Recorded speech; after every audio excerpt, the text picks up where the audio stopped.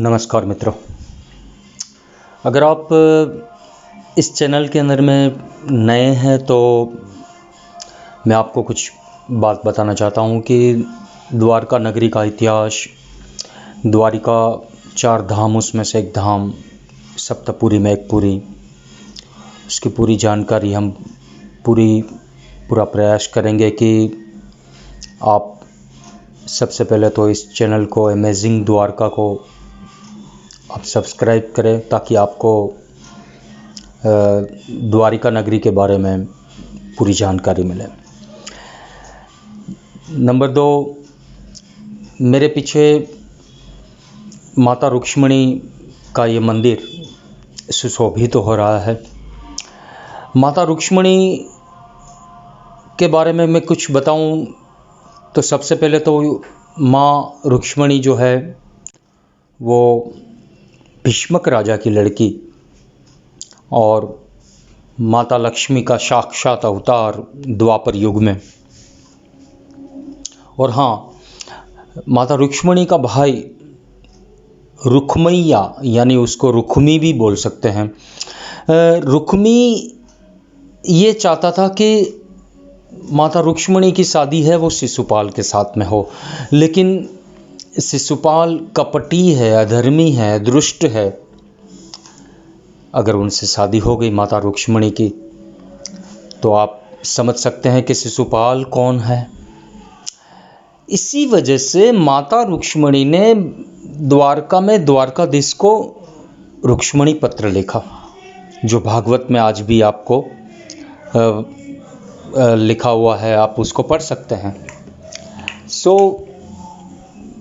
मैं जो बात बताने वाला हूँ वो ये है कि उस पत्र के अंदर में, रुक्ष्मणी पत्र में ये सारी बात लिखी है। अपनी व्यथा, अपनी चिंता द्वारकाधीश को सुनाई है माता रुक्ष्मणी ने कि मेरा भाई रुक्मी मेरी शादी शिशुपाल के साथ में तय कर दी है। प्रभु द्वारकाधीश, आपके जैसा इस भुवन में कोई सुंदर नहीं है। मैं साक्षात लक्ष्मी का स्वरूप हूँ। आप आइए और मुझे रथ में बिठा के ले जाइए द्वारका। यहाँ तक उस रुक्ष्मणी पत्र में लिखा है कि मैं कौंडन्यपुर गांव की रहने वाली, विदर्भ देश, और शादी से पहले मैं कुलदेवी के मंदिर जाऊंगी और आप मुझे कुलदेवी के मंदिर से रथ में बिठा करके आप द्वारका ले जाइए। मेरा कहने का तात्पर्य वो है कि जो बहुत सारे लोग ऐसे बता रहे हैं कि माता रुक्ष्मणी का हरण किया, मैं नहीं मानता कि हरण किसको बोलते हैं। यहाँ तो माता रुक्ष्मणी ने ये बताया है कि आप मुझे रथ में बिठा के ले जाओ द्वारका, रजामंदी दर्शाई है। तो इसको तो हरण नहीं मान सकते हम। लेकिन अगर आप मुझे नहीं ले जाएंगे तो शिशुपाल के साथ मेरी शादी हो जाएगी। और शिशुपाल तो ऐसा है जो कमर पट्टा बांध रखा था और उसने 100 मोर पंख रखे थे। जब भी भगवान को गाली देता था, एक मोर पंख भगवान के मुंह पे ऐसा फेंकते थे। यानी वो गाली गिनते थे कि मेरी कितनी गाली हुई। 100 गाली तक छुटी थी। 100वीं गाली होगी, आप प्रभु द्वारकाधीश उसका गला काटेंगे। तो माता रुक्ष्मणी अपनी व्यथा, अपनी चिंता उस पत्र में दर्शाइए। भगवान द्वारकाधीश को ये पत्र द्वारका में ब्राह्मण ने सुनाया। भगवान द्वारकाधीश की चिंता बढ़ी कि चलो हम कौंडन्यपुर जाएंगे। रथ मोहिनी स्वरूप बना करके सीधा कौंडन्यपुर पहुंचा रथ, साथ में अर्जुन भी थे।